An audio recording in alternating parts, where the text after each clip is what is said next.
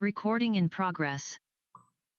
Good morning, everybody. This is the Wednesday, November 10th, 2021 morning session of the Portland City Council. Keelan, good morning. Please call the roll. Good morning, Mayor. Good morning, Commissioners. Maps. Here. Rubio. Here. Ryan. Here. Hardesty. Here. Wheeler. Here. Under Portland City Code and state law, the City Council is holding this meeting electronically. All members of the council are attending remotely by video and teleconference. And the city's made several avenues available for the public to listen to the audio broadcast of this meeting. The meeting's available to the public on the city's YouTube channel, eGovPDX, www.portlandoregon.gov/video, and channel 30. The public may provide written testimony to the council by emailing the council clerk.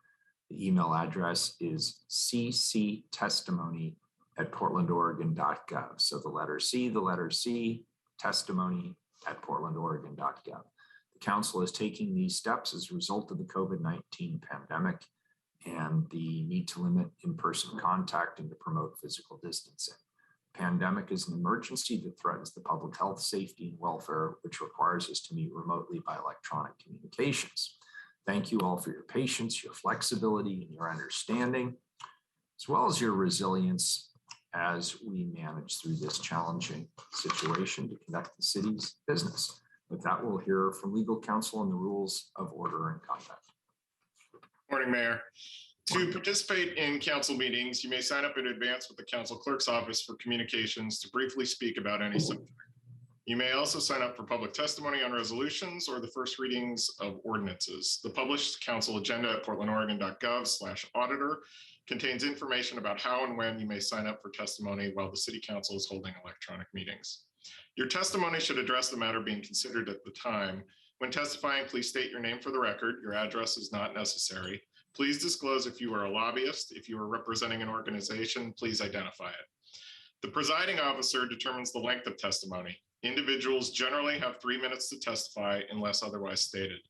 When your time is up, the presiding officer will ask you to conclude. Disruptive conduct, such as shouting, refusing to conclude your testimony when your time is up, or interrupting others' testimony or council deliberations will not be allowed. If there are disruptions, a warning will be given that further disruption may result in the person being placed on hold or ejected from the remainder of the electronic meeting. Please be aware that all council meetings are recorded. Thank you very much. First up is communications this morning. First individual, please, Keelan, item 792.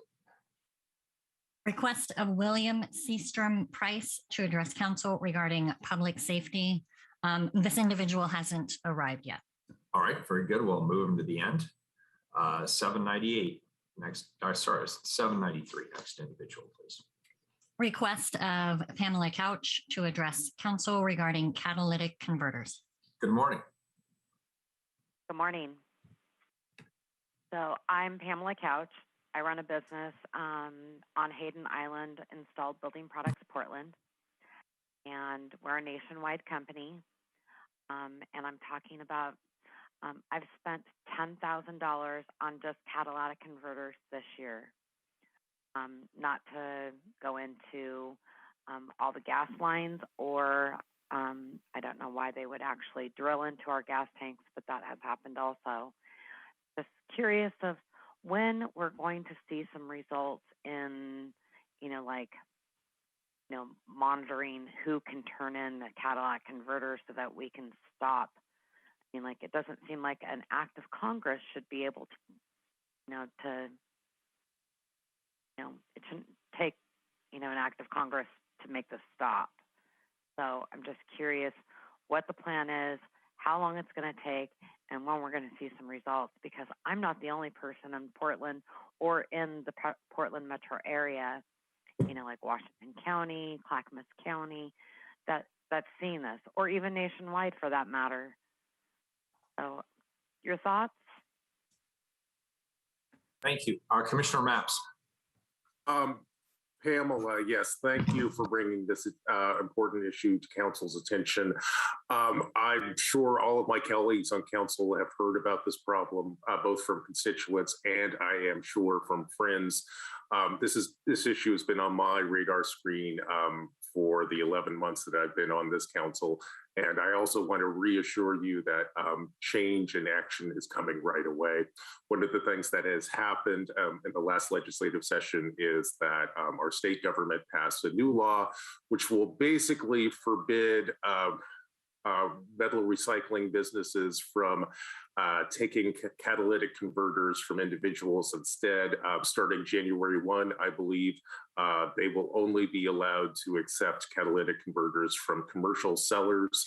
So we should begin to see relief and frankly, an end to the theft of catalytic converters within the next 2 months or so. I also want you to know that this council, including the mayor, has looked into seeing what this city could do in order to speed up the timeline of implementing this ban on reselling catalytic converters. And one of the things that we discovered is that given how quickly the new state law is about to come into place, there's not a lot that the city could do in the last several months to speed up the implementation. And I regret that. On the other hand, I am also happy to see a state level solution coming to this problem. Thank you very much. And I express my regrets for the loss to your property and the challenges that your businesses has faced. Yeah, thank you, Commissioner Mapps. And I want to thank you, Pamela, for testifying today. You speak for many, many angry and frustrated people in this community. The catalytic converter issue is significant. Oregon has had a loophole in its laws that allows people to basically trade in those catalytic converters. The metals in them are valuable. SB Senate Bill 803 was put forth by the Multnomah County District Attorney in front of the last legislative session. The city of Portland loudly and aggressively supported that legislation. It was passed and it was signed into law by the governor. As Commissioner Mapps just said, it will be enforceable, effective very soon. That is one thing that we are doing that I believe will make a difference as those who either purchase or sell catalytic converters are held accountable for their actions. I think you'll see a drop off in that kind of activity. But in addition to that, people are trying to make a fast buck here as a result of addiction. That is primarily what is driving this catalytic converter theft surge that we're seeing here as well as nationally. And I hope that some of the other investments that the City Council is going to consider in our afternoon session will not only around safety, but also around supporting the work of Multnomah County around substance abuse. Hopefully all of these things will combined will continue to make an impact. But I hear you, and my colleagues have all heard from many, many people on this. My neighbors have had their catalytic converters ripped off, and it is not an inexpensive fix. So I completely understand. No, it's not. Yeah, it's very expensive. Thank you, Pamela, for coming in and highlighting this issue. It's a very important one. Well, here on Hayden Island, we have a huge homeless issue. And I think that homeless issue is part of the reason of the catalytic converter and the gasoline theft. There are many factors, and that's certainly one of them. And again, the council today, we're taking up our fall budget process this afternoon, and probably colleagues evening and night as well. And it has many targeted investments around public safety, around getting folks off the streets as quickly and humanely as possible, addressing some of the livability issues. So I'm not going to sit here, Pamela, and tell you that it's all going to happen quickly, but I will tell you the help is on the way. I know that this is kind of like, I know that I called in for, catalytic converters, but I mean, like, if I were to come and plant my tent in front of City Hall, would I be moved? You cannot legally put Commissioner Hardesty is probably about to point out that there are tents in front of City Hall. But I'm just, no, look, I mean, like, I'm just, look, the goal, Pamela, we're in the same mindset here. The goal here is to get people as quickly and safely off the streets as possible. Nobody here wants to see tents on the sidewalks. Nobody does. We all agree that's not a good solution. It's not a good solution for the people in the tents, and it's not a good solution for the businesses and homeowners immediately adjacent. And I would encourage you to tune in for this afternoon session, because there'll be quite a lot of discussion on those issues as well. what time is that going to be? Starts at 2 p.m. 2 p.m. 2 p.m. Okay. Great. Thanks, Pamela. Do I have to be invited to that as a meeting? No, it's you can see it on YouTube just like this one. If you go to the City Council agenda, you'll see the login information right there. Appreciate that. Thank you. Yeah, you bet. Yeah, thanks. Appreciate your time this morning. Thank you. Next individual, please, Keelan. Did William show up yet? Is he on? Not yet. Okay, let's go to 794, please. Request of Yedidia Tabanpour to address council regarding tree code and trees at risk in Multnomah Village. Good morning. Good morning, City Council members, and thank you for having me. I'm Dr. Yedidia Tabanpour. I'm here on behalf of a coalition of community members who deeply know and feel the consequences of not caretaking and preserving the health of the trees and wildlife in our city. They fought tirelessly to preserve the lives of a dozen old-growth trees in Multnomah Village this week, and they were recently cut down because the city didn't take action in a timely manner. Although I would love for you to change the codes immediately to reflect the immeasurable and irreplaceable influence that trees have on our health, the well-being of our ecosystem, and the sustainability of sheer life, I know that the policy of a single tree is convoluted and interwoven throughout every decision you make to shape the city. So what I ask of you today is for your consideration, because the consequences of our actions has been made aware to us through the stories of those who have come before us. You see, my grandfather was a pioneer in the search for crude oil in Africa. He saw the immense inequality, destruction, corruption, violence, and death that ensued from the earnest intent to put a roof over his head. Unfortunately, his experience paid a price, and he spent the remainder of his waking life advocating for renewable resources. My advocacy for the preservation of trees within the city may be a different story, but a similar one. The other day, I walked by the work site where developers were about to cut down the last remnants of old growth trees in the area. The moment was deeply conflictual to me. This is because I find myself here today living in a home that has served as the pioneer and as the first in my neighborhood to lay footing on top of the trees that were cut down to build it. Like all of us, and in reflection of my grandfather's actions as well as my own, I am guilty of playing a role in the destruction of our environment. I mean, if it weren't for the cutting down of trees, none of us would have a home to live in, and Portland would probably not exist. I stand here just like you as a consumer and a beneficiary of the products made by trees, and wish for us to seek a better way. What I ask is to learn from the experiences of my grandfather and our ancestors. I ask you to question the impact we are having when developers are permitted to cut down 100-year-old trees to be replaced by million-dollar homes that are larger than the means we need to live, and without the consideration for including those trees in the design. It is our generation that such impacts are being witnessed, and it is within our generation that the stresses of those impacts are already being felt. There's no need for me to rant on the mental, emotional, and physical health effects of trees or that the trees have on the environment. The literature and the science are there. But when 3,200 community members organize to save those trees, it shows that the impact is felt. And when Portland authorizes the removal of a dozen trees without consideration for the health, wellness, and climate, what is felt is the violation that the city made to stand by its climate action initiatives. So I ask you, I fully intend to take responsibility for my own actions, and I believe that we can all give a little and then a little more. So please do your part in considering making Portland a pioneer in preserving the life of the trees that sustain our lives. Thank you. Appreciate your testimony this morning.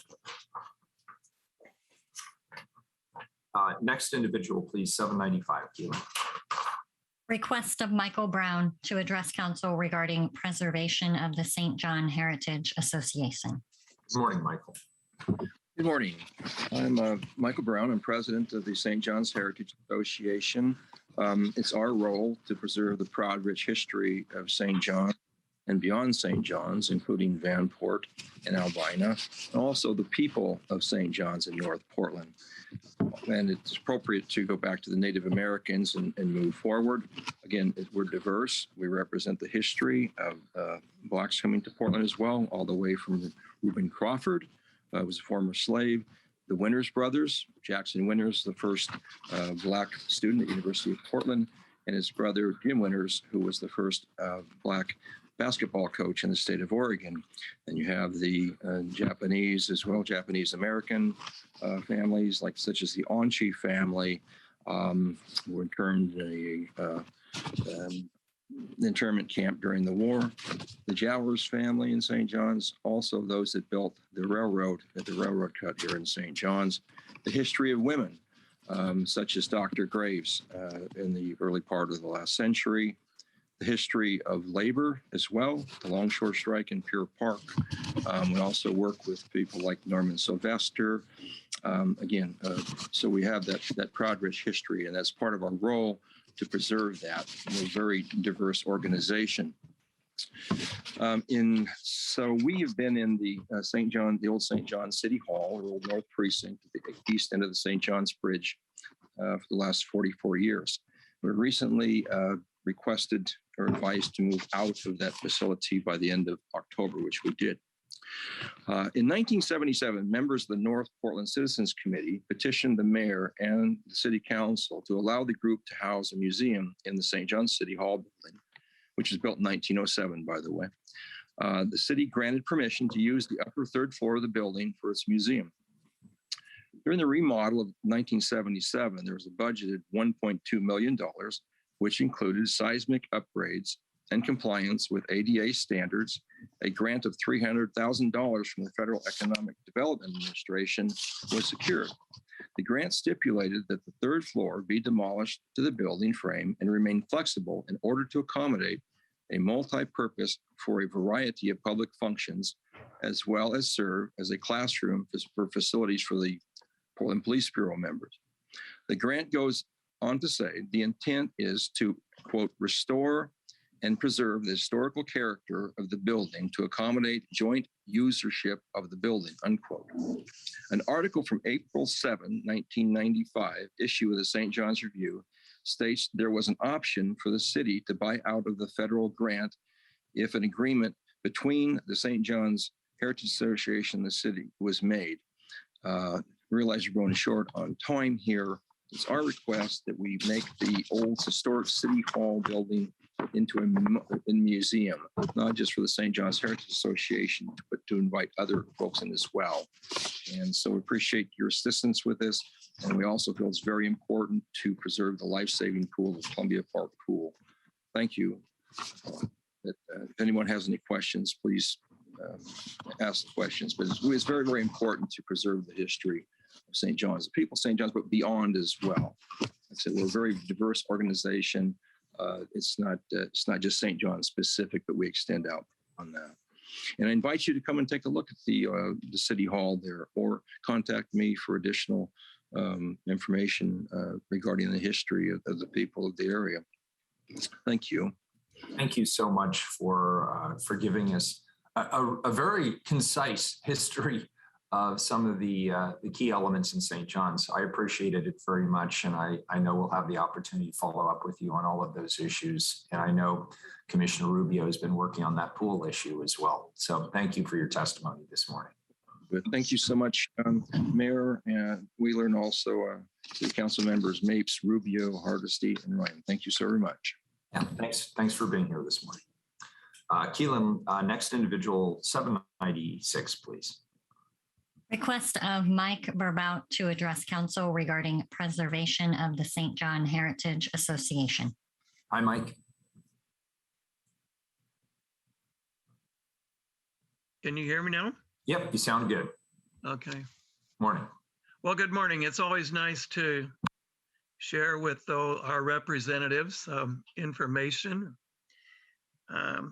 In August of 2017, several community members met to have a discussion about what, if anything, we would want to do about pursuing the preservation of our history. To that point, several groups have met between August 2017, regular meetings, minutes, and so on. There have been several pop-up museum things and larger weekends at the Baha'i Center.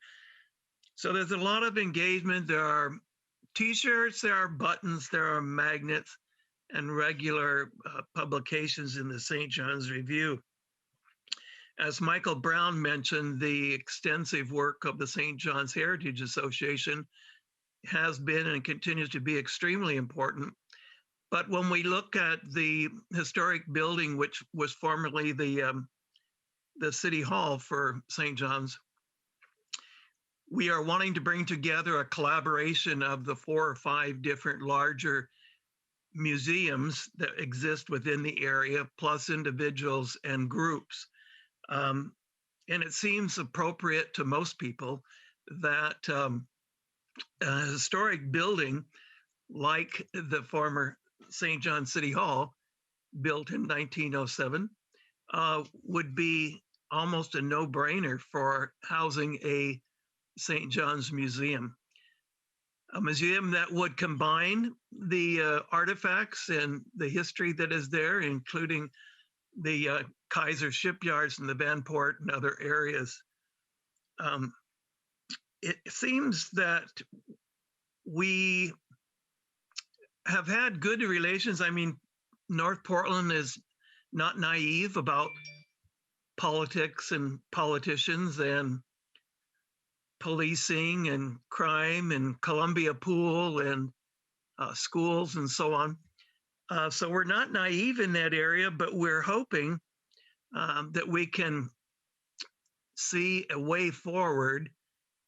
You know, St. John's has always been looking for destination points for people to come to the area.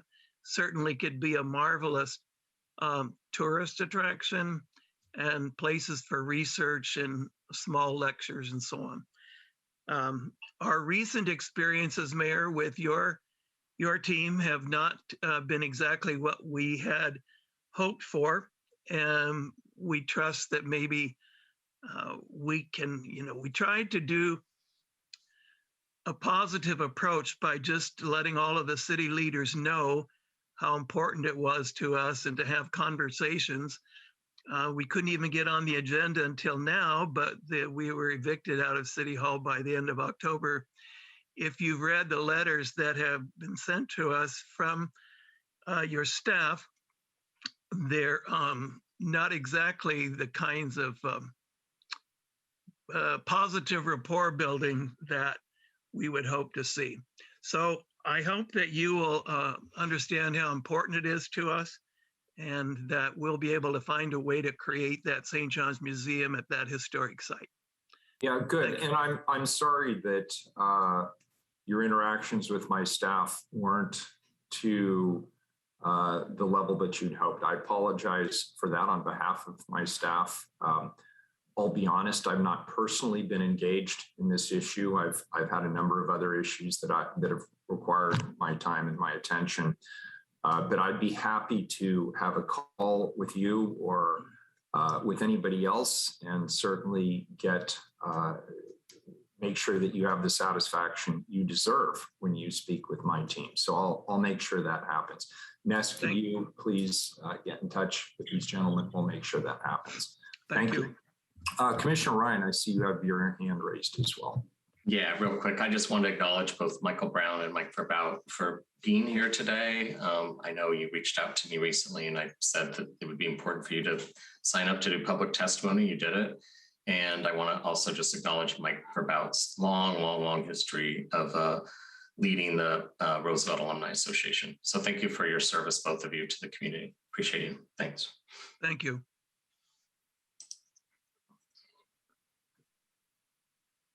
There it is. Sorry, I couldn't find my unmute. Keelan, did the first individual show up? Yes. Okay, why don't we go ahead and put him on? 792, request of William Seastrom Price to address council regarding public safety. Good morning, William. Morning, everybody. First of all, I just want to say thank you for giving the opportunity to talk. I really just wanted to talk about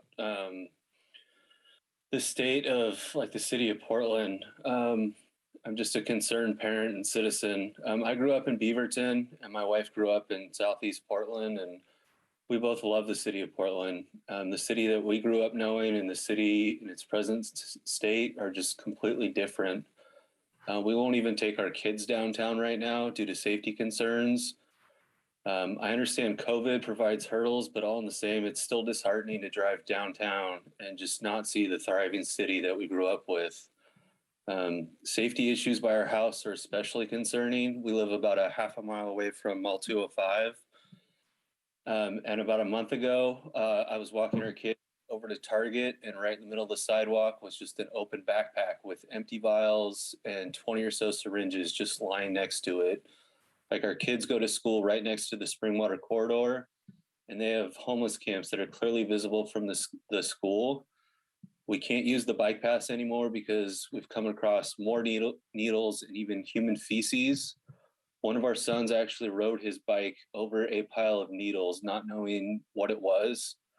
We used to take our kids to the Gateway Green Bike Park, but no longer go there because we found more needles just lying around, and the kids, they don't know what to do. So they walk up to it and, we have to tell them, don't touch that.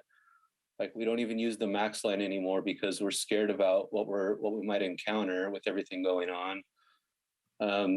Recently we've been having serious discussions about moving out of the city and the state just because everything's that's going on here. And I just really wanted to express those concerns. And I really just want to see Portland get back to what it used to be so that we can just enjoy the city and have our kids enjoy the city. That was really all I wanted to express. Again, I logged on to one of the city council meetings a couple of weeks ago with the healthcare clinic that was over by Gateway.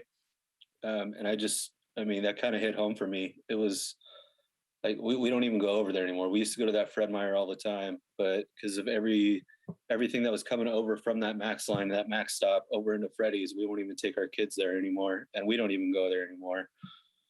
So again, I just want to express kind of my concern and feeling about where we are right now. So thank you for listening. Yeah, thank you, and hang around for a couple of minutes because I think some of us have some thoughts and comments on what you've said. Commissioner Hardesty, you have your hand raised. Yes, thank you, Mayor, and thank you so much, William. First, let me say how sorry I am that today you're in a position where you have to explain to young children what it is we're seeing on the street every day all over the city of Portland.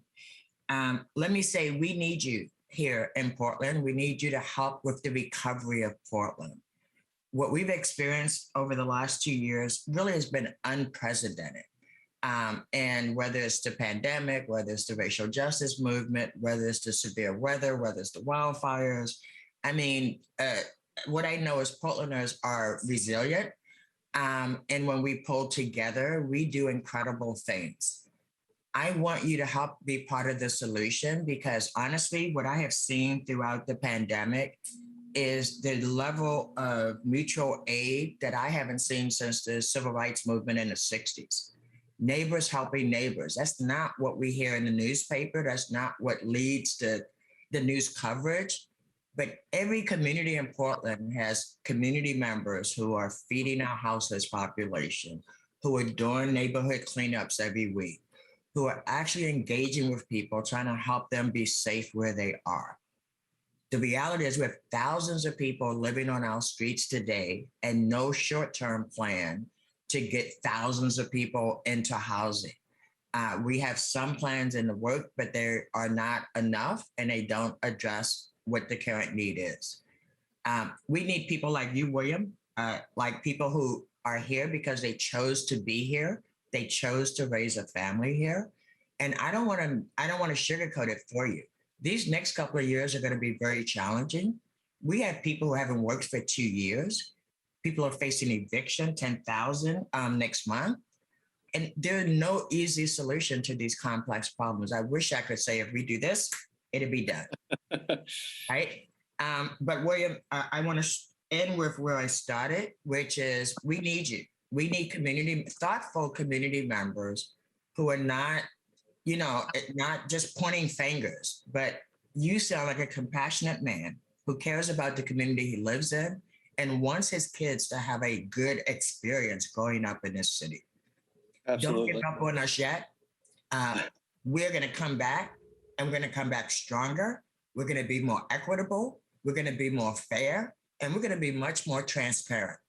Honestly, before COVID, this was not an equitable city. Right? It worked for some people, and for some people, the city has never worked. But with your help, we're going to be the kind of city we can all be proud of, and your kids can say we were part of rebuilding Portland into that kind of city. Thanks, William, for being here. Thank you. William, I was going to say something similar, but not nearly as eloquently as Commissioner Hardesty just did. I guess from my perspective, what I'd say is you are not alone. And misery loves company is not the right answer. That's not the best final conclusion for us, but it's at least a start. I think all of us in this city understand that we are experiencing unprecedented public safety, public health, livability, houselessness, and economic issues. And they've all come together in a perfect storm at the same time. And some of these issues we can resolve here locally, and we will with the resources we have available. And later this afternoon, the council will be taking up investments around public safety, around houselessness, around litter and graffiti abatement, around some of the hazmat issues that you raised, around keeping our public right-of-ways clean and livable and safe. And we're going to have to keep making those investments on an ongoing basis. I think we're already making some progress, which is important, but I think we're poised for even more progress that will hopefully be obvious to the public, to you and to others. I hope you'll start to see improvements in your community and less of the kinds of issues that you just mentioned. I want you to know that I hear about it morning, noon, and night. Not everybody agrees on every solution that we're putting forward, but I have never seen a city council as unified as this one is in terms of a sense of urgency and a desire to address these issues. And more importantly, we can't solve all of the problems that have been identified. There's no question this country and this city, predominantly the I-5 cities up and down the West Coast, but all across America, we have a serious drug addiction issue. And I'm steering everybody I can to Atlantic Magazine's website, atlantic.com.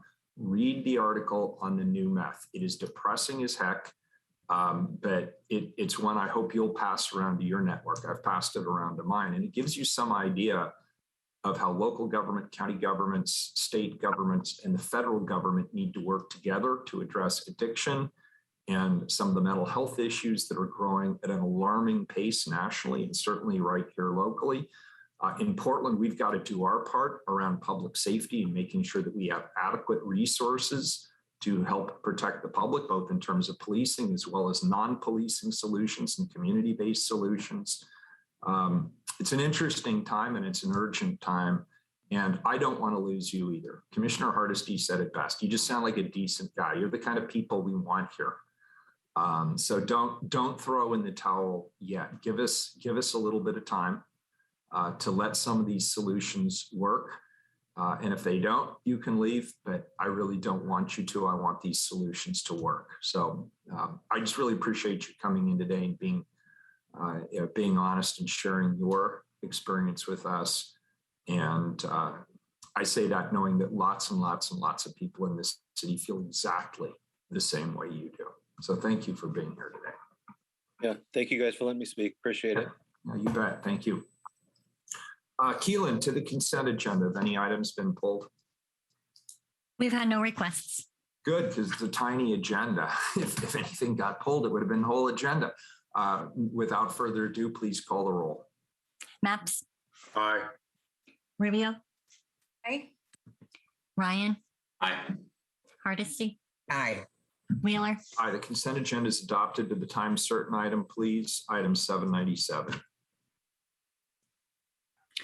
proclaim November 11th, 2021 to be Veterans Day. Commissioner Hardesty. Thank you, Mayor. Let me start by saying happy Veteran Days to those who have served our country through many, many, many conflicts all over the globe. With this Veterans Day is special because this one, we can honor the end of the war in Afghanistan, and we can celebrate our service members coming back. I hope this time we will fulfill the promises we make to veterans. I remember as a kid, when I decided to join the military just because I was tired of working 3 jobs and thought it'd be easier. Vietnam vets were coming back. And what we know is that America did not treat Vietnam vets well. What we know is that we demonize Vietnam vets. What we know is even today, veterans do a job that they don't want to do. They're in service to do on our behalf. And I want to say that after so many years of veterans coming back and not being treated respectfully, we know after the Vietnam War, veterans were living on our streets. We know today we have veterans living on our streets who need help. They need mental health services. They need support services. They need housing they can afford to live in.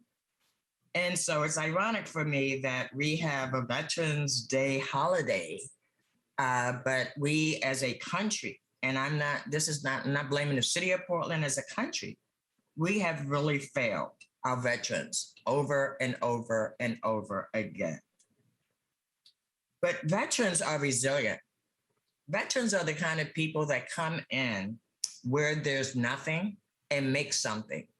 Veterans build community. Veterans are people who listen and they work cooperatively together for the common good. I want to take this moment to urge all of us to thank the veterans in our lives and thank the veterans you see on the street.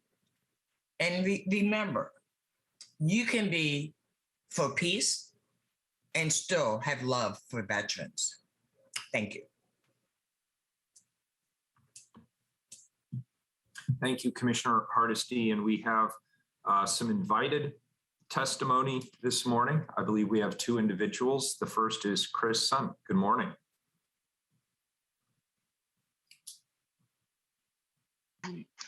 Good morning, Mayor Wheeler and Commissioners Hardesty, Rubio, Maps, and Ryan. My name is Christopher Sun, and I'm a capital project manager in the Transportation Bureau, as well as a member of the leadership team for the City of Portland's Veterans Empowerment Team and an Army Special Operations veteran myself. Thank you for inviting myself and the Veterans Empowerment Team to this morning's Veterans Day Proclamation event to share our stories before you and our city. It's always an honor to represent the many veterans at the city who I'm proud to continue to work alongside in serving the public for the common good. I also want to share a special thanks to Commissioner Hardesty, a Navy veteran herself, and her staff for championing the proclamation this year. I'll begin by sharing a bit about our affinity group. The Veterans Empowerment Team is an approved affiliation of the diverse and empowered employees of Portland, providing a strong and inclusive support network for city employees who are veterans, current and former members of the U.S. Armed Forces, and our allies. Our mission is to provide leadership in veterans advocacy here at the city, and we envision empowering all veterans with respect and dignity to become leaders in public service. Additionally, we serve as a nexus between the veterans in our community and the resources here at the City of Portland, and we cherish our deep partnerships with local nonprofit organizations to better serve our community at large. Also, this year, we are focusing on strengthening our alliances to the other affinity groups at the city so that we can recognize and celebrate the diversity of our veterans and focus on highlighting the important issues that impact all of our communities. Everyone, not just veterans, is always welcome, and we encourage all folks interested in Veterans Affairs to join us at one of our meetings. Today, I'm honored to share the incredible work that our Oregon National Guard soldiers have supported during the COVID-19 pandemic and other public safety events. These citizen soldiers are our friends and family, colleagues and neighbors, all volunteers who have stepped up to serve our community when we need help locally and abroad. These soldiers have served on the front lines of the COVID-19 pandemic and every major disaster that our communities have faced. On January 8th of this year, Governor Brown activated the Oregon National Guard to assist with the distribution of COVID-19 vaccines, which greatly contributed to declining cases across the state, saving countless lives in the process, and facilitating the return to some normalcy after nearly 2 years. By the end of June this year, the Oregon Guard administered approximately 400,000 vaccines, and at the same time, these citizen soldiers supported both the 211 and Oregon Employment Department call centers, fielding nearly 75,000 calls. As of September 2021, approximately 130 soldiers of your Oregon Guard have served overseas, and approximately 1,300 more soldiers have served on orders throughout the state, primarily in hospital support roles. During the fire season, the Oregon Guard Aviation Unit dropped more than 450,000 gallons of water, once again saving many lives and homes. And while the majority of our aviation and wildland fire ground support crews have come off state active duty, approximately 35 soldiers continue to support the Oregon Department of Forestry in some capacity. Additionally, the Oregon Guard mobilized approximately 60 citizen soldiers for inauguration support and followed on with National Capital Region support for more than 90 days, securing the democratic processes on which this country was founded. It certainly has been a busy year for the Oregon Guard, but the mission never ends. Later this year, another 200 soldiers are scheduled to mobilize overseas to support our Afghan refugees impacted by the end of the war in Afghanistan. These are some of the stories in our own community that exemplify the dedication and commitment to service by our veterans. We hope that you'll join us in honoring our veterans on Veterans Day this year, remembering the sacrifices of all those who fought so valiantly on the seas, in the air, on our shores, and on foreign shores to preserve the heritage of freedom and to reconsecrate ourselves to the task of promoting and enduring peace so that their efforts shall not have been in vain. Thank you. Thank you, Chris, and thank you so much for your great service. Next up is Brent Freeman. Good morning, Brent. How are you today? Good morning. Very well. Thank you, Mr. Mayor. Thank you, Mr. Mayor, Commissioners, and Commissioner Hardesty for your remarks and for providing this opportunity to give testimony for my experience as a veteran and a serving member of the Washington Air National Guard. My name is Brent Freeman, and I'm a GIS technician for the Bureau of Environmental Services. All veterans share unique experiences, and my testimony is only my experience. I served in active duty Air Force from 2002 until 2014. I've been a member of the Washington Air National Guard since 2014. I too was a military spouse, and my wife served from 2004 until 2014 on active duty and then until 2018 in the reserves. Like many veterans of our era, our service was dominated by the conflicts in the Middle East, notably Iraq and Afghanistan. I served a total of 5 deployments in support of operations in Afghanistan. And for 3 of those, I served as an aircrew member, moving cargo and personnel across the country. And the other 2, I helped conduct surveillance and reconnaissance missions. My wife served 3 deployments in support of Afghanistan and Libyan operations. For a married couple serving together, this was a challenging life. More so that in the first 5 years of our marriage, we were stationed apart. And when we finally were able to be stationed together, we were still not really together, often had conflicting trips and different training schedules. For one 5-month period, we were deployed together to a base in the Middle East, but due to different shifts, we could usually only count on having dinner about 3 times a week. And because of military rules of conduct while wearing the uniform, which was required to be worn 24/7, no public displays of affection were allowed. So a goodnight kiss was a fist bump between the dorms. It was not all bad. For another deployment, we were in Greece, and my wife was able to join me in the last 3 months and ended up being a pretty good time. But getting back from that deployment, we decided to have our first child. And 6 months after our daughter was born, we then moved to new assignments in California. And here we really saw the difficulties of military life. I deployed for a short 2-month trip, missing my daughter's first birthday. I was home for 30 days, then my wife had to leave for 6 months, missing many holidays and both of our birthdays and anniversary. The plan for the Air Force was that after that, in 2 months, I would deploy for 4 months, and then she would go for another 6 months. Knowing this was not what we wanted, we separated from active duty. We knew that Portland was where we wanted our post-Air Force career to begin. So in fall of 2014, we moved. We did not have any jobs lined up when we were expecting our second child. So we arranged to make an easier transition by joining the Air Force Reserves and the Air National Guard, though this time was not without its own difficulties. The military responsibilities of the National Guard and the Reserves are still a challenge. For everything that Chris mentioned about the Oregon Guard, the same could be said for Washington. The last 20 months have seen call-ups and activations for a variety of reasons, all while still needing to attend to our normal training to ensure we meet federal standards. So far in 2021, I've logged 40 days of training, which makes work and family scheduling difficult. And I had to miss a ballet recital, my wife's birthday, and a couple of our family movie nights in the process. Although challenging, my military experience is not one that I would give up. Most of all, I think that it shows the difficulties of fighting for what's important. And for me, that is best represented by my family and our journey to get to where we are now. Thank you for your time. Thank you, Brent. We sure appreciate you and Chris. Thanks for everything you do, and thanks for being here this morning. And thank you, Commissioner Hardesty, for bringing this forward. Colleagues, before I read the proclamation, obviously, I want to leave some space here for council remarks. I see Commissioner Ryan has his hand raised, then Commissioner Mapps, then Commissioner Rubio. Well, thank you, Mayor and Commissioner Hardesty, for bringing this forward. It's a very important proclamation in honor of those who serve and those who have served our country in the armed forces. And thank you to the Veterans Empowerment Team for our city employees. It's so great to hear from you, Christopher Sun, your stories about the National Guard's action to keep Oregon as one of the nation's best practices and keeping COVID deaths much lower than the national average. And to you, Brent Freeman, your stories about what it's like for couples when they're both serving. I definitely have witnessed those challenges with my siblings' families, yet it did allow me to be a more active uncle when one of my brothers was away on long overseas duties. In fact, my immediate family is full of veterans. My dad was in the Air Force, 5 siblings, covered Navy, Air Force, and Coast Guard, and then nephews in the Navy and Marines. And if anyone are listening, they're going to tell me I forgot something. In addition, my classmates from Roosevelt High School found a path forward after high school when serving their country in the military. I'm always have to remind myself that it wasn't an choice for me as a gay man. Well, it could have been, but I was really clear I didn't want to be in yet another closet. It's only recent history that the government supported discrimination was finally lifted on our community. So let's shift to tomorrow's Veterans Day, because I'm going to be thinking about veterans experiencing houselessness. Last year had reported data that nearly 40,000 veterans were living unhoused across the nation, and that represents about 8% of houseless adults.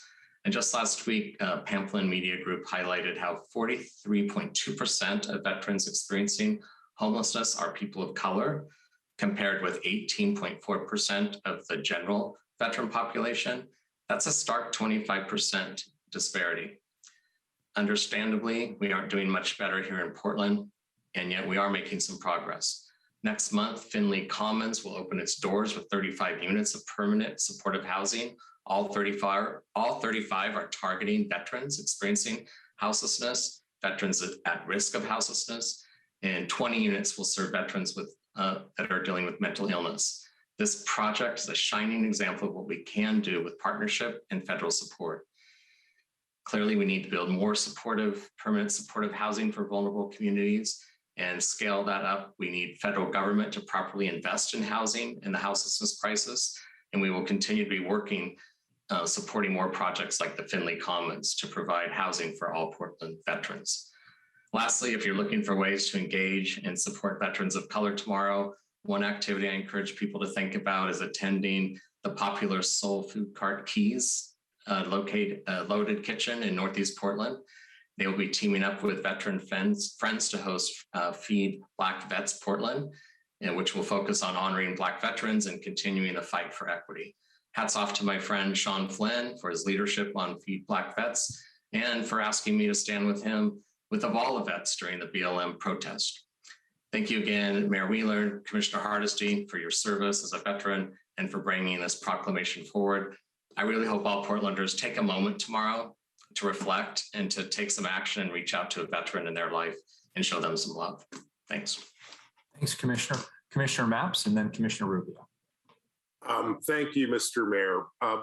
I'd like to start out by thanking Chris and Brent for their testimony and their service to our city and our country. Colleagues, I'm also honored to join you in declaring November 11th, 2021 to be Veterans Day here in Portland. On this day, we honor the brave women and men who have served in the Army, Navy, Air Force, Marines, and Coast Guard. The first Veterans Day proclamation was signed on November 11th, 1954 by President Dwight D. Eisenhower. A lot has changed since 1954. Since 1954, American soldiers have fought in Vietnam, Grenada, Panama, Iraq, Afghanistan, and many other places. And since 1954, the burden of military services has fallen on fewer and fewer shoulders. For example, in 1960, 45% of men in the US were veterans. Today, fewer than 10% of adults in the United States are veterans. That trend means that fewer and fewer Portlanders have a direct personal connection to a soldier, a veteran, or Veterans Day. Because so few of us have a direct connection to the military, it's more important than ever that each and every one of us take a moment to ponder the meaning of Veterans Day. So here are some of the things I will be thinking about this Veterans Day. This Veterans Day, I want to thank veterans for their contributions to and sacrifices for our country, which is why I'd like to take a moment to thank my colleague, City Commissioner Joanne Hardesty, for her service in the Navy. Commissioner Hardesty is a veteran. She served as a petty officer, 3rd class on the USS Samuel Gompers, which also made her one of the first women to serve on a Navy ship. This is just one of the many ways Commissioner Hardesty is a true Oregon trailblazer. So I hope all Portlanders will join me in thanking Commissioner Hardesty for her service to our country and our city. In addition, on Veterans Day, we also salute the military families who support our soldiers. And on Veterans Day, we also remember those who lost their lives while serving this nation. Since the first Veterans Day in 1954, at least 66,000 American soldiers have died in combat. And on Veterans Day, we recommit ourselves to a principle that comes from the military, but is also a North Star for those of us who serve the public too. That principle is this: leave no one behind. And that's why on this Veterans Day, I want to thank the heroes who devote their time to giving Portland veterans a hand up. First, I'd like to thank my colleague Dan Ryan for his efforts to house homeless veterans here in Portland. I also want to recognize the good work done by groups like the Veterans Administration, the Oregon Department of Veterans Affairs, the American Legion, Veterans of Foreign Wars, Paralyzed Veterans of America, and the National Association for Black Veterans. I want those groups to know that this council appreciates your service to our veterans and our community. Colleagues, for these reasons and more, I'm honored to join you in declaring November 11th, 2021 to be Veterans Day in Portland, Oregon. Thank you. Thank you, Commissioner Mapps. Commissioner Rubio. Thank you, Mayor. And first, I also want to thank Commissioner Hardesty and Mayor Wheeler, Chris, Rick, and the Veterans Empowerment Team for bringing this forward. I also want to recognize all the veterans that have bravely served our country abroad and at home, and especially our city employees that are veterans themselves and continue to be public servants. I also want to join my colleagues in appreciating and thanking our own esteemed veteran and colleague, Commissioner Hardesty. Thank you for your service and your leadership, and you've broken through so many barriers for all of us, and we are so, so grateful. The type of dedication in service to our country and to all of our communities is a significant and honorable action and a huge sacrifice, and one that sometimes results in a sacrifice of life in this service. And for that, we owe them and all veterans and their families and loved ones an endless debt of gratitude. I also want to thank our Latinx, PDX, and Veterans Empowerment team at the city for the recognition that they had shared with all citywide employees in mid-October. During Latinx Heritage Month, these two groups decided to uplift Latinx active duty military service members and veterans that have served our country, and also highlight the adverse consequences that many Latinx veterans face, especially the growing and tragic issue of immigrant veterans facing deportation. Many immigrant veterans serve our country honorably, only to find themselves detained by the Department of Homeland Security and deported to a country that they may not even know. And we've all heard other countless stories of how many veterans, when coming back home from their service abroad, struggle with the effects of trauma experienced during their military service, or to struggle to get the supports that they need to start their next chapter. And as Commissioner Hardesty said, we historically have failed as a country by them to appreciate and support them equitably and commensurately for the physical and emotional sacrifices they've made. They've earned the right to housing, support services, economic opportunities, acceptance, respect, and dignity, and we're obligated to do more. So today we honor these individuals and we say thank you, and we will learn from our past and do better in our future.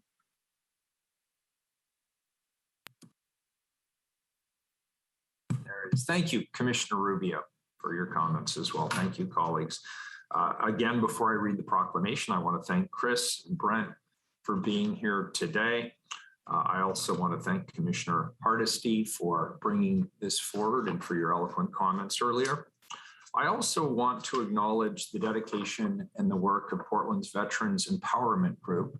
That's an affinity group affiliated with the diverse and empowered employees of Portland, sometimes referred to as DEEP. I want to thank them for their efforts drafting this proclamation, and thank you all for your service. And without further ado, I'll read the proclamation. Whereas the first Veterans Day proclamation was signed on November 11th, 1954 by then President Dwight D. Eisenhower to pay homage to all of our veterans who've contributed to the preservation of this great nation. And whereas President Joe Biden withdrew the final troops from Afghanistan in August, which ended America's longest war, but has also caused some concerns from our veterans about our allies left behind. And whereas the brave men and women of our Army, Navy, Air Force, Marine Corps, and Coast Guard exemplify selfless and steadfast commitment while risking their lives to ensure our freedom. And whereas wounded and suffering military members and veterans who return home honor us with their dignity, courage, and valor. And whereas veterans deserve the utmost respect and support, which they've earned while defending our homeland. And whereas we admire and stand beside families and loved ones of those who've served and who currently serve, and the immense burdens that they bear. And whereas we're continually grateful for the freedoms we enjoy in Portland and all across the United States, thanks to the service and sacrifices of the men and women in our military. Now, therefore, I, Ted Wheeler, Mayor of the City of Portland, Oregon, the City of Roses, do hereby proclaim November 11th, 2021 to be Veterans Day in Portland, Oregon, and encourage all residents to honor those who've served and those who currently serve to preserve our values of justice, freedom, and democracy. Thank you.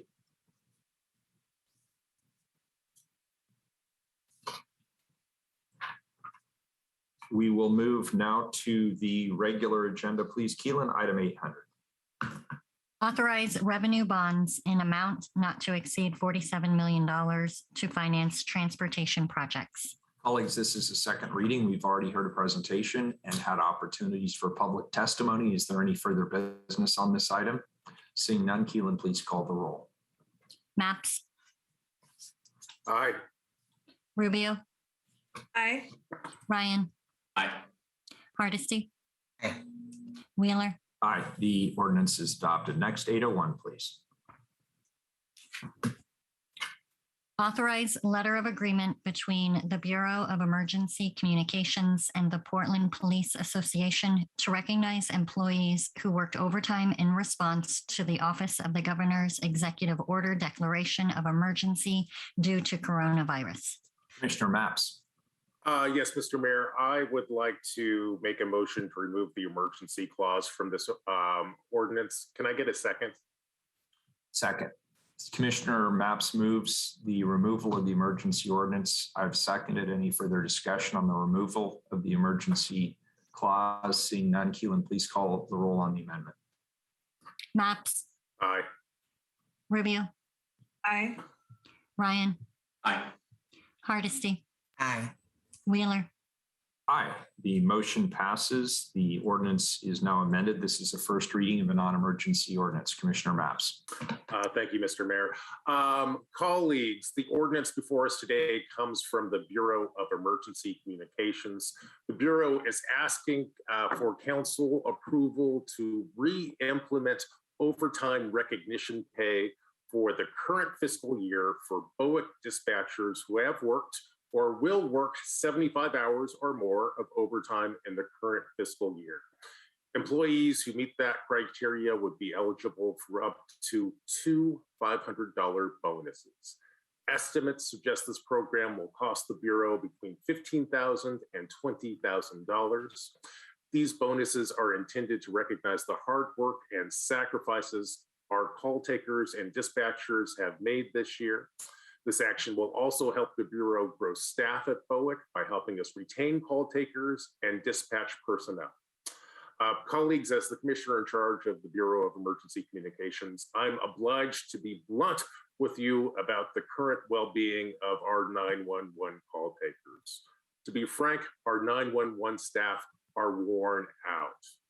This year, the Bureau of Emergency Communications will answer more than 1 million 911 and non-emergency calls. That's about a 20% increase in call volume over last year. Because of that workload, this year, BOIC has lost over a dozen employees, and many more have taken administrative leave in order to heal from job-related stress. Colleagues, there are at least 3 reasons why this council should reinstate overtime recognition pay for the current fiscal year for BOIC dispatchers. First, the benefits to Portland's public safety system are high. Second, the price tag for this program is low, less than $20,000. And third, this is the right thing to do. Here to tell us more about this letter of agreement is Jamal Anthony, Human Resource Generalist with the Bureau of Human Resources. Commissioner Maps, before Jamal gets in there, I see Commissioner Hardesty has her hand raised. Commissioner Hardesty. Thank you, Mayor. And thank you, Commissioner Maps. Commissioner Maps, I want to say that the employees of BOAC are excellent employees. I had them in my portfolio for over 2 years. I have no doubt that if I had a magic wand, I would give all of them extra money. However, I have firefighters who have been on the front line since COVID. They've responded to every disaster that we've had since COVID began. I have maintenance workers who had to work a different shift because we had to make sure that we had physical distancing to ensure that they continue to do their jobs. The 2 workforces I just mentioned, none of them have missed a beat since COVID began. And this is if this is passed, I can assure you every other labor union will want the same thing. And the cost may be minimal for BOAC. It certainly wouldn't be minimal for Portland Fire and Rescue. It would not be minimal for Portland Bureau of Transportation. And it would certainly not be minimal for Portland Fire and Rescue. I think that this is a good idea, but I think that this is absolutely the wrong way to approach this. This was something that was not in the last bargaining agreement that PPA bargain for BOAC. And what this measure will do is supersede a bargaining agreement that BOAC employees agreed to. And it will not be fair for all the other employees who've been on the front line since COVID began. I would really hope that you would table this measure until we had a much more thoughtful approach to recognition of employees who are burnt out. BOAC is not the only employees that are burnt out. I got firefighters that are burnt out. I have maintenance workers who are burnt out. This is not an effective solution, and this will create conflict throughout all our labor agreements. I'll stop there. Thank you, Commissioner Hardesty, for those thoughts. I agree with you. I know city employees all throughout our community have been working awfully hard during the pandemic crisis. You may raise many important concerns, which I'd like to turn over to staff to address. So at this point, I'd like to turn the floor over to Jamal Anthony, who I believe will be able to address some of your concerns. Jamal, welcome, and please tell us more about this ordinance. Good morning, Council. It's a pleasure to see you all. It's a pleasure to have the floor once again. Commissioner Hardesty, I appreciate the comments you've made. Commissioner Mapps, I appreciate you having the foresight to change this from the emergency ordinance to give the opportunity for this to have some discussion and some marination. What I would say, Commissioner Hardesty, to your comments is I'm not here today to speak to the asks of other unions. What I'm here today is to speak to what is before us with the current union. And what I would say is that in the current union, this is a reinstatement of language that existed in the 2016 to 2019 collective bargaining agreement. I hear what you say. I do hear what you say. I'm not to disagree or to agree with you. I'm just providing counterpoints in that we have been at the bargaining table with the union that represents the maintenance workers since March of 2020. We do go into negotiations with the union Portland City Laborers that contains the remainder of the maintenance workers. Neither of those unions to date have made similar asks. It is my opinion that they do not have the same leverage should they seek to make that type of ask. Furthermore, I would also say that this is a decision that is originated from the Bureau, not the union, that it was Bureau management that thought that this was an appropriate direction to go in with the backdrop that Commissioner Mapps provided, with the fact that they've lost over 12 employees, with the fact that unlike, again, I don't want to get into the nitty gritty of speaking to other bureaus. I want to speak to the bureau that I best understand and I'm assigned to, that I know that if we lose an employee from the work group of BOAC, it can take between 6 to 18 months to replace that employee. So when you lose 12 employees, we're at a greater deficit than perhaps in other bureaus where they may not have the same recruitment issues. Again, without the detailed insight into those other bureaus, I do not wish to speak to them. I only want to speak to the area where I have an expertise. This is language that we would be reinstating. Within the LOA, the letter of agreement, there is a defined expiration to the agreement, which would be just for this fiscal year. And it would be to recognize the work that the employees have done during this drastic time where call increase has gone up significantly, where they have been the subject of a number of news investigations and things of that nature. Those are my thoughts on the matter. I do hear your concerns, Commissioner Hardesty. So I want to be clear, this was taken out of a negotiated labor agreement. And now we are trying to insert it back in outside of a labor negotiation process. Am I accurate in that assessment? Well, this would be much like all letters of agreements in that they are agreements that we would strike with the union outside the normal terms of the bargaining agreement. Some of your earlier comments where you had mentioned our frontline workers, our maintenance workers and things like that, I would counter and say that when COVID began, we have entered into and we are under the agreement, a number of letters of agreements and memorandum of understandings with countless unions across the city that have allowed for modifications in how we treat various employees, not limited to, but also including a settlement agreement that we did reach with Portland City Laborers and all unions governed by Local Laborers 483, by which we did provide deferred holidays for those employees because of the work that they did during COVID and reporting to work. So I would classify this as potentially congruent with our practice of, during this COVID time, rewarding and providing different allowances for our represented employees based on the needs of the Bureau and the work group. Again, if you feel counter, I respect that.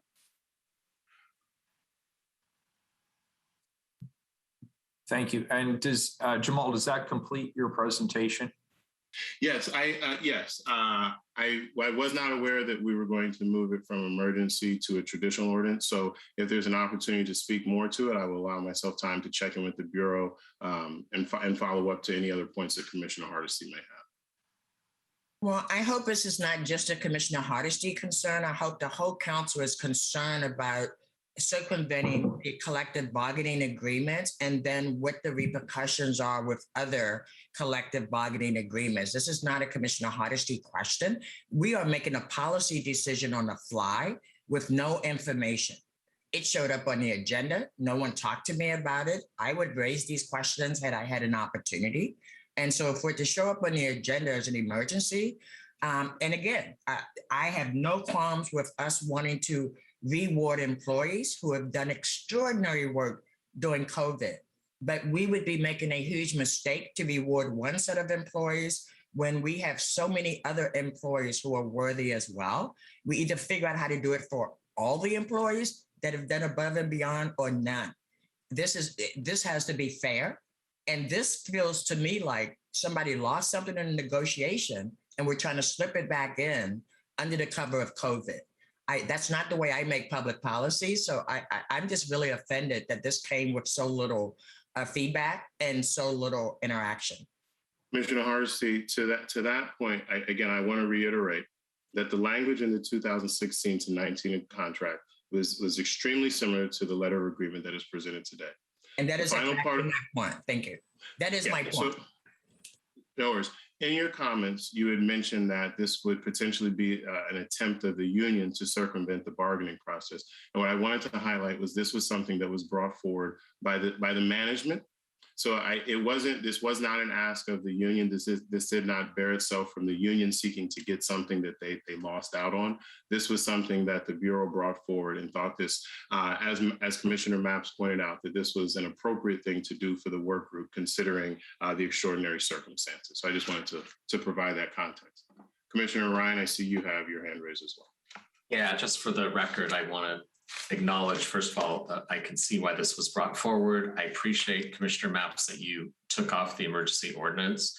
And I appreciate that Commissioner Hardesty brought up the points that are being addressed. I know that my office would like to have a dialogue with you, Jamal, before this comes back to the dais. Thank you. Commissioner Rubio. I'd just like to say I would appreciate the same briefing as well in my office. Thanks. All right, very good. Keelan, do we have any public testimony on this item? We have one person signed up. All right, good. 3 minutes, name for the record, please. Walt Nichols. Good morning, Walt.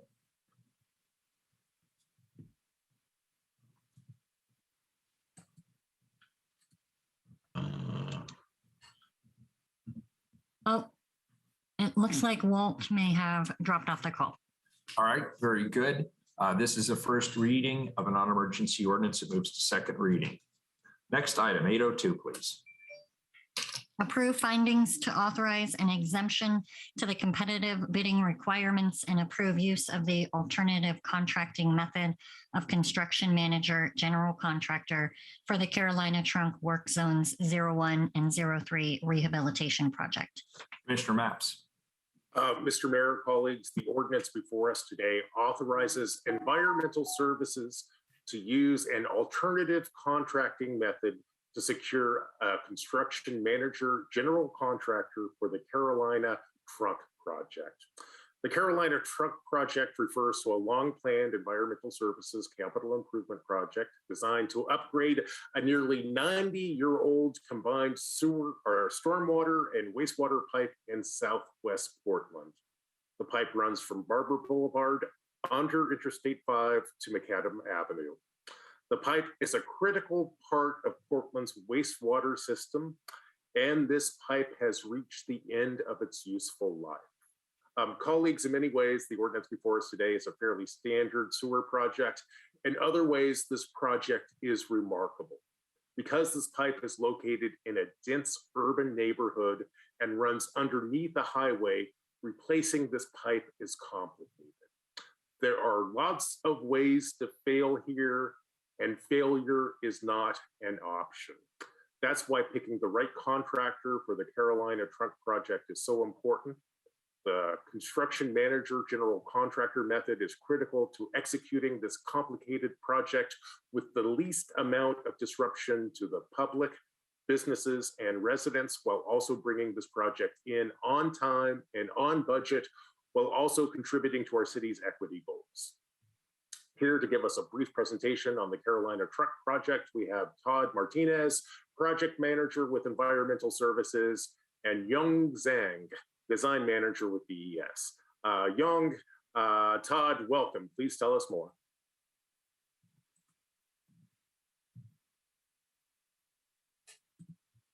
Todd, you're muted.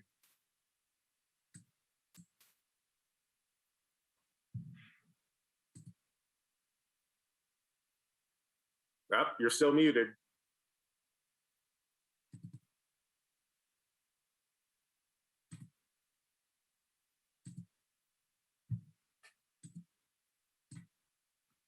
There we go. How's that?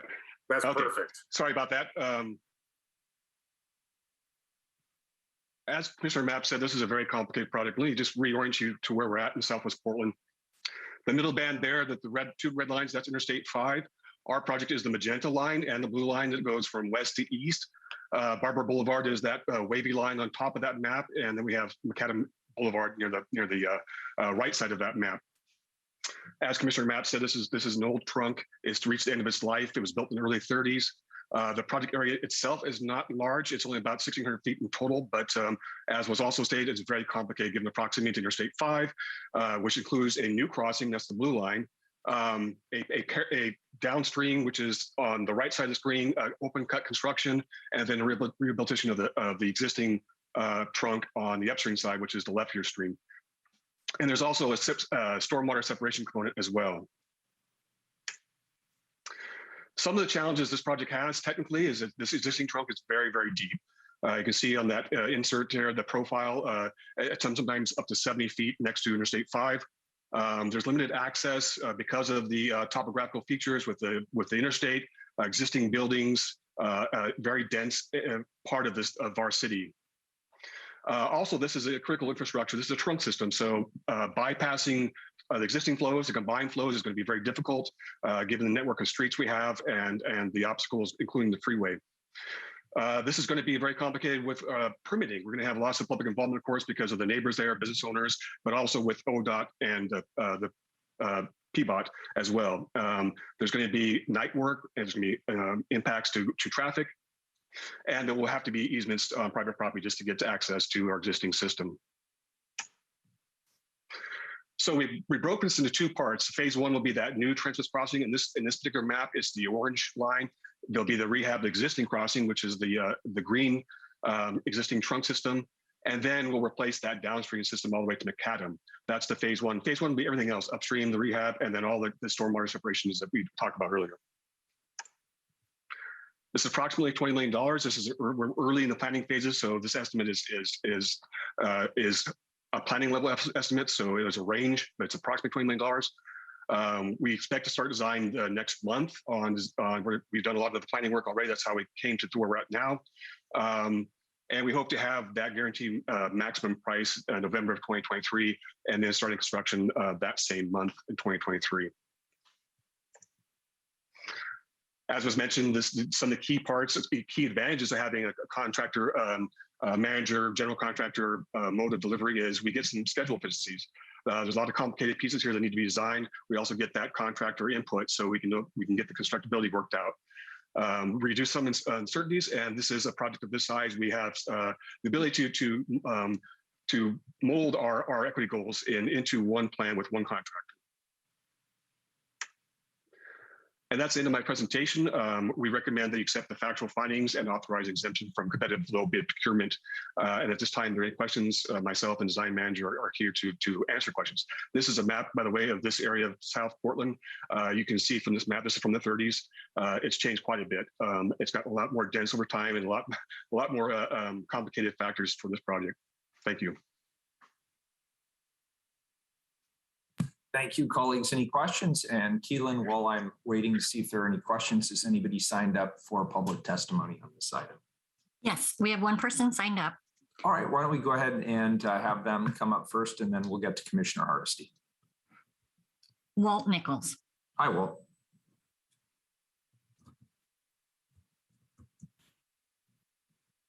Is it working? Yep, now it is. Oh, okay. Well, great. Thanks. No, that project's desperately needed. I was really wanting to just address public safety. So anyway, I'll just back out of this at this point till the next one comes up. But thank you. I was having computer difficulties earlier.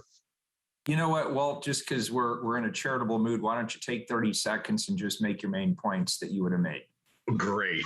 911 desperately, the emergency response desperately needs something done because I had an incident where I had an elderly lady that had a compound fracture in a parking garage, and it took way too long to get an ambulance because of the response time. And I know they're swamped, but when I hear that there are 12 employees under, I can't imagine how burnt out they are. And I really hope the council will do something to try to do something to retain these people. And the same thing with our fire department and even with our police department. Public safety for 30 years in this city has been the first on the block to be cut. And I knew there was going to be a day of reckoning at some point from being involved in East Precinct and the community policing meetings we would be where we are today. And it's by far worse, I think, than anybody imagined. And everybody this whole movement to defund the police, I could have told was a disaster to begin with. And I really believe that there's probably a great many of you on the city council currently that probably won't be reelected, because when I ran against Nick Fish, one thing I really noticed being chair of Mount Scott Lead Neighbor Association in years past, you end up being preached to by the choir, and it's not the vast majority of Portlanders that actually vote. All right. Hey, Walt, thanks. And I would strongly encourage you to tune in this afternoon. The council is taking up our fall budgeting process, and all of the items that you just ticked off, from police officers to improvements in the 911 call system to alternative service providers, all of that is on the agenda this afternoon, and I think you'll find it interesting. So I'd encourage you to tune in. I will do that. Thank you. I think you'll be pleased. Thank you very much. Yeah, you bet. Thanks, Walt. And Mayor, if I may, Commissioner Hardesty, yeah. Walt, before you go, there was never an effort by the city council to defund the police.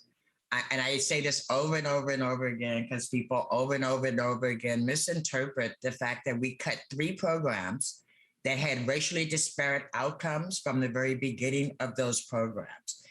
And when we cut those programs, we made 44 officers available for patrol. So nothing that the city council did last budget session had any impact on the number of police bureau personnel who are retiring or the lack of our ability to hire new police officers. So please help me, Walt, tell the real story and not just reinforce the rhetoric that we see in headlines. Thank you.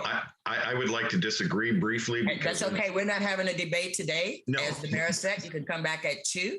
And you can be part of that conversation. But this is for me, and this is for the public record, and this is not a conversation between you and I. This is just a public statement to correct the public record. Thank you. I'm just making a statement. It's been 30 years. I'm sorry, sir. You're done. Thank you, everybody. Back to Commissioner Mapps. Commissioner Mapps, any further discussion on this particular item? Actually, Mayor, Commissioner Hardesty, go ahead. Thank you, Mayor. Thank you, Commissioner Mapps. My question is, what will be better, because we have allowed you to not use the normal process for contracting? What can you guarantee me today that will be different? Will we have significantly more people of color subcontractors? Will we have the work done under budget, under time period? I mean, why would we give you that flexibility for $20 million? Well, Commissioner Hurd. I'm sorry. I was asking the staff, Mr. Commissioner Max. I was going to turn it over to staff. Why don't we hand it to Todd? Todd? Thank you, Commissioner Hardesty. We've talked a lot about this at the staff level about how we can make improvements to include city procurement and ideas and make necessary changes. This project is significant, not only in dollar value, but because of where it's at. We want to make sure the project does deliver on our equity goals. We're mindful of that. And we want to make sure that this is different. We're trying to implement different outreach strategies. We're trying to make sure that we have a general contractor that we're going to have a two-step process for procurement. One will be a qualifications base, and then we'll go to request for proposal. That qualification criteria will include their ability, proven history of including minority, women-owned subcontractors. And so, again, so I heard you saying you're trying different strategies. How will you know that you are successful before we've actually invested $20 million in this project? That's a great question. I want to see if the chief engineer is on this call to help with answer that question, Commissioner Hardesty. Thank you. Sure. Hi, Paul Sudo, Chief Engineer at BES. Great question, Commissioner Hardesty. I think we've encountered your points on some of our prior findings to, notably the price agreements for the treatment plant and pump station ones. I think in this case, we'll have definitely more certainty than we will in the low bid environment. So comparatively speaking, since as Todd mentioned, we'll have a selection criteria. And as we're developing the design of the project, so the bulk of the costs are in construction. So we'll have the contractor on board during design, and we'll be working toward this community equity inclusion plan. So we'll have that developed in process, and we will be coming to council for the guaranteed maximum price, the GMP, before we go into construction. So we will have another stage gate for you to see the plan. For that 20 million, the big piece of this budget. So Paul, I'm hoping that this project gives you an opportunity to come and strut your stuff in front of City Council to say, because you have given us this flexibility, we have a prime contractor that actually has created not just COVID certified firms, but non-COVID certified firms that happen to represent minority, women, and other emerging small businesses. You know, I hear the rap about what we want to try to do, and I'm very nervous of giving somebody authority to spend $20 million as a test of whether they can do better than they've done in the past. And so, I know this is a necessary, important project. We need to do it. We will do it. I want to know how this is going to actually rock my world, right? Because I've been here for 3 years and I've seen no $20 million project rock my world. And you know what will rock my world? Opportunity for people who have not had opportunities in city contracts before. So am I getting a guarantee today that when you come back, you're going to be able to rock my world?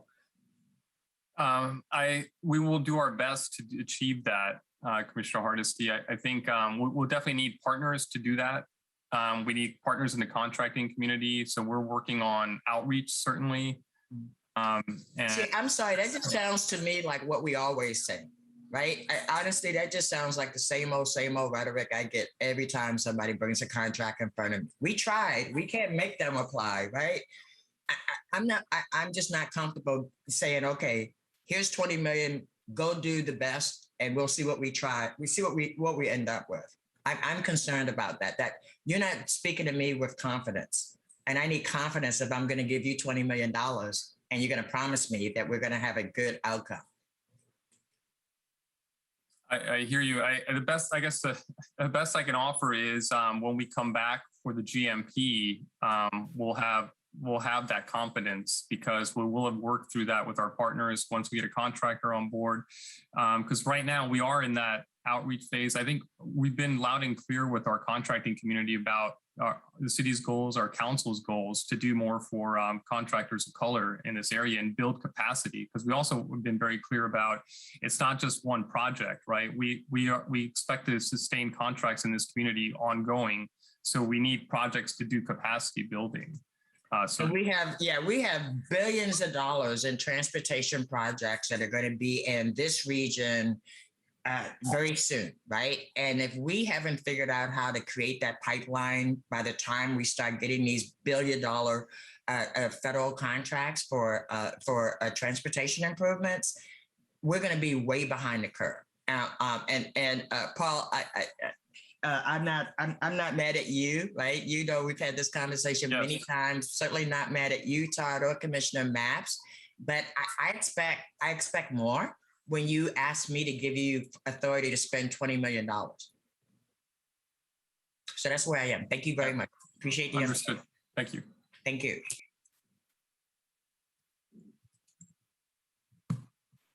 Thank you. All right. Anything else on this item?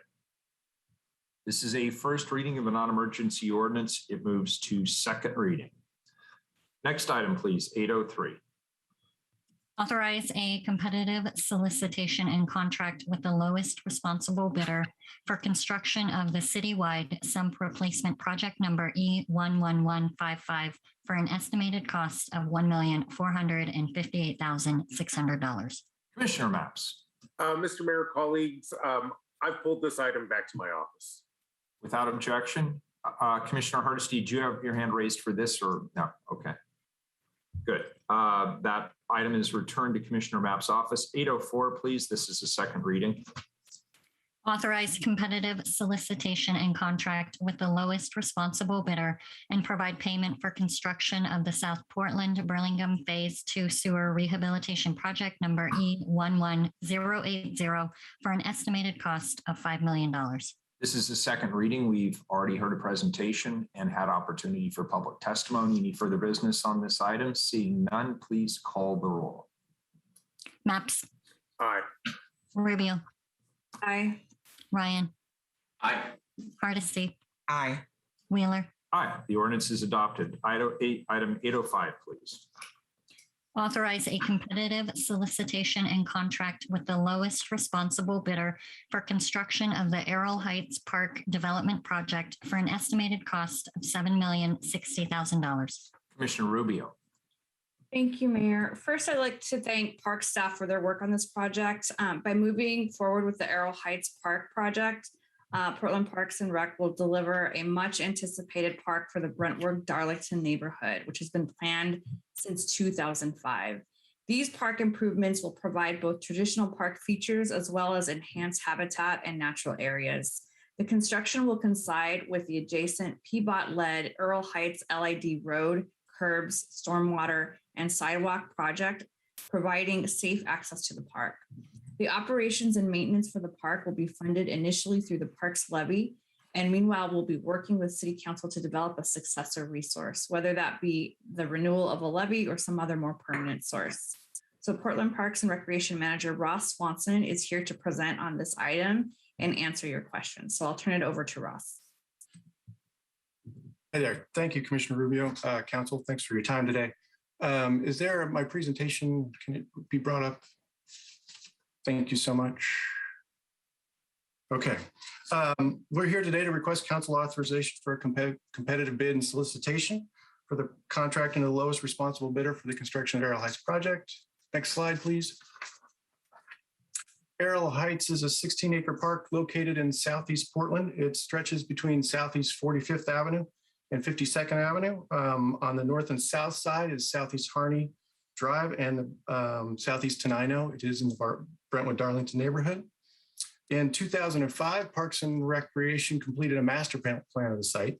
And then more recently, in 2018, we began a long process with the community to update that plan, but also define priorities for what we should build first. And those priorities are what we're going to discuss today. The vision for the park is to be both a place of active recreation, active play, as well as a relaxing place in a natural setting. Next slide. Okay, the park property has two distinct areas separated by an elevation, or rather a large bluff that bisects the park. The upper topography of the site that you see here, you can see here on the left, is a mix of open meadow and willow tree stands. There's also a popular community garden that you can see in the upper right. The community garden will remain through the project. And this upper section will be developed to be more what you would expect to see in a traditional neighborhood park. And it's going to be the community gathering area for the park. The lower section is a property as a natural area that currently has Arrow Creek, its associated wetlands. It's got an actual beaver pond, not one that's made by Nutria, but an actual beaver pond, and accompanying trails and overlooks. As Commissioner Rubio had mentioned, also of note here, while we'll be building this, PBOT will be running their LID construction for the adjacent streets with the neighborhood. And both teams have been working seamlessly to make sure the design and coordination works out well. Next slide, please. Okay, what you see here is a rendering of the upper portion of the park. Again, this is the more traditional based section of the park. Based on the 3 years of community engagement, what we've come up with, what will be part of the park, will be the enhancement to the natural areas, the improved paths that not only in the lower section, but we have new improved paths in the upper section. There'll be a grass lawn for gathering, new plantings that would associate with it, a natural play area, which is, I think, most people might associate Westmoreland Park, but we have others now in the system that are like that. We'll also be building a skate spot, a basketball court, picnic and gathering areas, and then, of course, the Portland Loo. The construction cost estimate is currently at $7.06 million. It will be paid for by Parks STC. The operations and maintenance budget is $426,000. It will be initially paid for by the levy. And as Commissioner Rubio had mentioned, we'll be working with council diligently through our Sustainable Futures effort for finding future funding. Next slide. Okay, so why are we here? We're here to request council authorization for competitive bid solicitation and contracting with the lowest responsible bidder for the Arrow Heights project. With the exception of acceptance of the authority by council, we will proceed with bid advertisement this winter. The Parks team, in partnership with Procurement Services, is communicating with NAMAC, WAMI, and other business associations to spread the word about this solicitation. We anticipate construction starting in early 2022, and then just over a year later, we hope to open in spring of 2023. I'm here to answer any questions, and thanks for your time. Colleagues, any questions at this particular juncture? Keelan, do we have any public testimony on this item? They are not on the call. All right, very good. Thank you for the presentation. This is a first reading of a non-emergency ordinance. It moves to second reading. It looks great, by the way. The renderings look fantastic. What a great park this is going to be. Can you give me the timeline again? When would you envision it? Well, we're hoping to start construction probably February, hopefully, and it'll take just over a year. So spring of 2023, expect. That's great. How great is that going to be? Thank you. And Commissioner Hardesty has a comment or a question. I just have a comment. I just want to thank Commissioner Rubio for moving this project forward. And I'm so pleased that we're able to partner together so that PBOT can do some of the road improvements also that will make it safe in that area. So this is a team effort. I'd love to see city projects come together in a timely manner so that we are working more effectively. So look forward to voting yes on this package. Thanks. It moves to second reading. 806, please. Add accessibility of candidate debates and forums code and amend open and accountable elections program code to make the program fairer, simpler, easier to navigate, and better optimized to achieve program goals. Okay, question. So this is a second reading. Question for legal counsel. I believe we had a couple of individuals potentially declare conflicts. Could you advise me, please, on this item? It's a second reading. Therefore, we've had the presentation and opportunity for public testimony. I just want to get a little guidance on this one. Yeah, so the way I understand it, Mayor, is that there are potential conflicts for all of you. And a script has been circulated that each of you should declare before voting on this. Some of you are in a different posture than others in terms of seeking re-election or not seeking re-election. But in any event, the safe thing to do is declare the potential conflict with the script that was circulated to you all. Okay, well, I don't have the script, never saw the script. I'm not aware of the script. My staff is not aware of the script, but I'm going to wing it. And hopefully this is what you're looking for. I'm not running, so I will not financially benefit from this in the near term. However, I'm an elected official. I could run for re-election in 3 years. Should I so choose, I could benefit from this program at that time. Does that work? You know, you ad-libbed that pretty well. That works. What the script that I was given says, either I am running or I plan to run for re-election and plan to use. I never make those announcements this far out. That would be ridiculous. And if you plan to use the open and accountable elections program, however, none of the amendments before the council today will result in my financial benefit or detriment.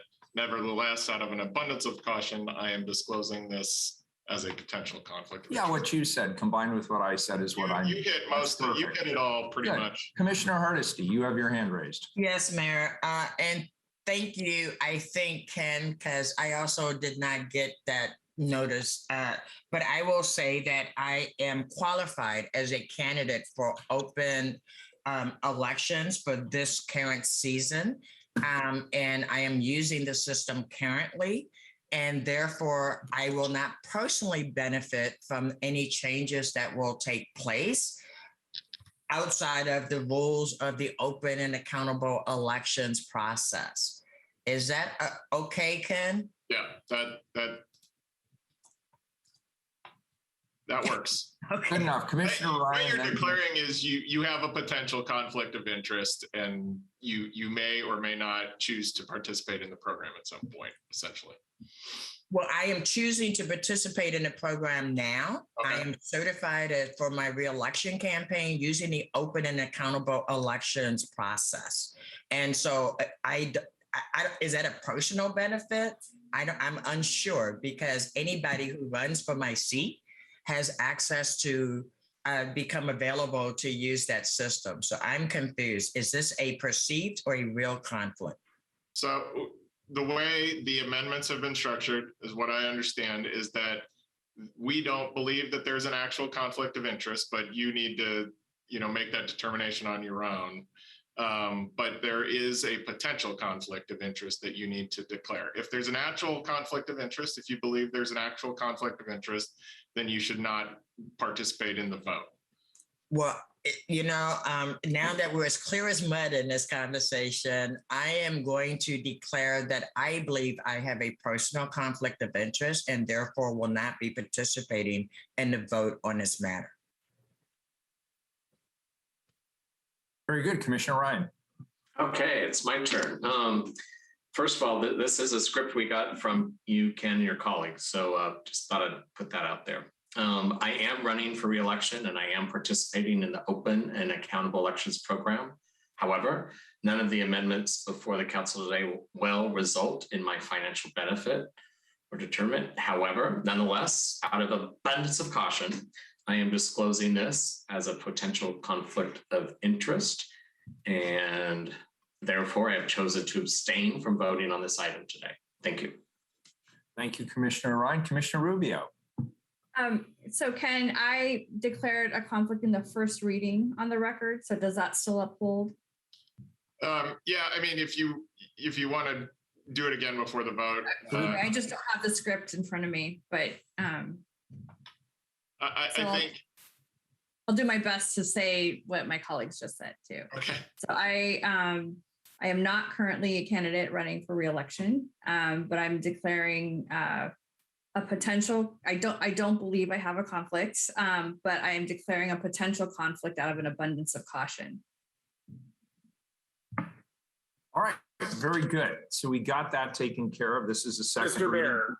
Oh, sorry, Commissioner I would Matt. like to add something to this conversation too. Yes, sir. Go ahead. I want to announce that I have used the open and accountable elections program in the past.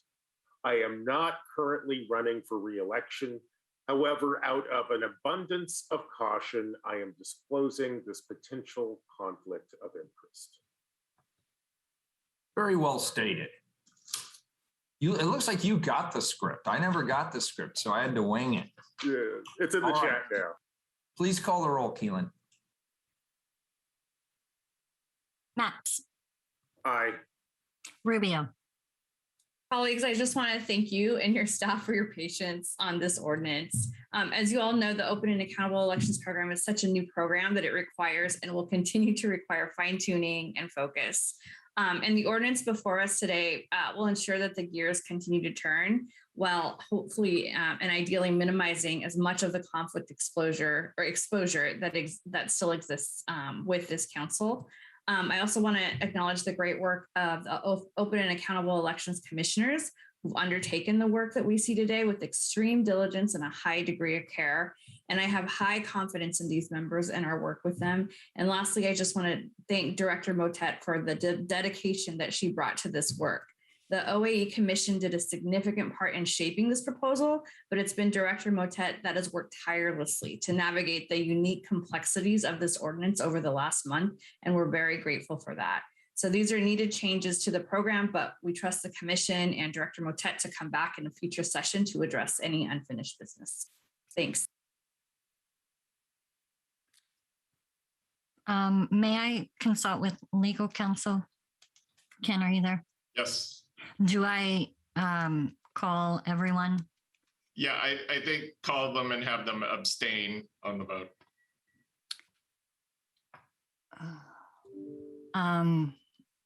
Ryan? I abstain. Hardesty? Abstain. Wheeler?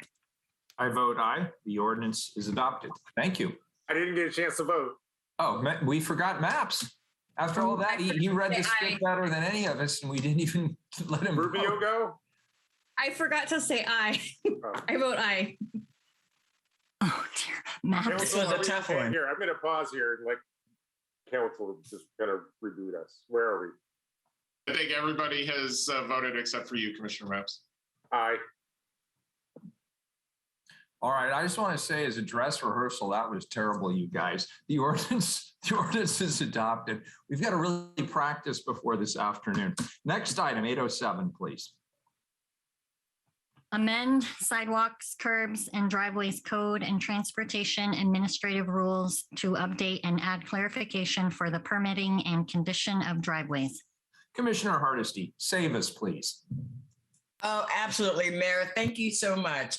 This item will ensure that the driveway code is consistent with the residential infill project, as well as the better housing by design work that we did last year. This will make sure that there are no wiggle rooms and ways to not make sure that we are all operating under the same policies. And if there's questions, we have staff here. I believe Code is here from the Bureau of Transportation to answer any questions you may have. Very good. Colleagues, any questions? Keelan, do we have anybody signed up for this item to testify? They are not on the call. All right, very good. This is a first reading of the non-emergency ordinance. It moves to second reading. Thank you, Commissioner Hardesty. And with that, colleagues, we are adjourned. We'll see you at 2 o'clock this afternoon. Recording stopped.